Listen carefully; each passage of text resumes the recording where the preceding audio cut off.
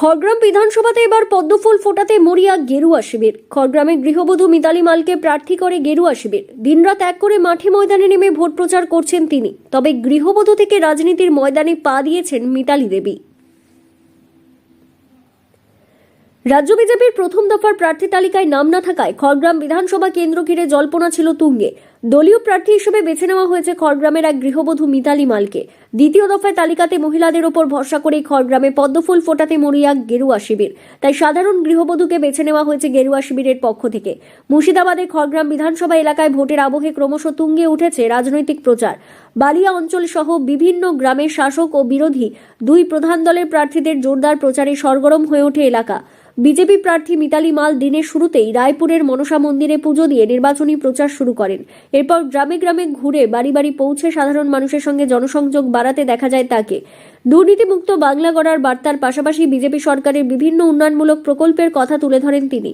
ভোটের প্রচার করছি, মানুষের সাড়া ভালো পাচ্ছি, মানুষ আমাদের পাশে রয়েছে, আমরাও মানুষের পাশে রইব।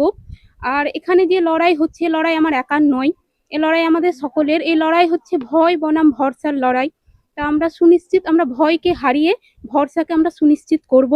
কারণ আমাদের প্রধানমন্ত্রীর এটা বক্তব্য বা এটা মন্তব্য যে দুর্নীতিমুক্ত এবং উন্নয়নমুখী পশ্চিমবঙ্গ গড়ে তোলাই হচ্ছে বিজেপির গ্যারেন্টি। এখন আমরা এই মুহূর্তে আমরা আছি বালিয়া অঞ্চলের মা মনসা দেবীর মন্দিরে।